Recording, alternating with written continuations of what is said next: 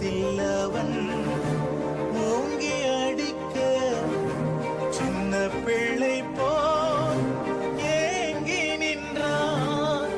அந்த பேலத்தும் கையை கழுவ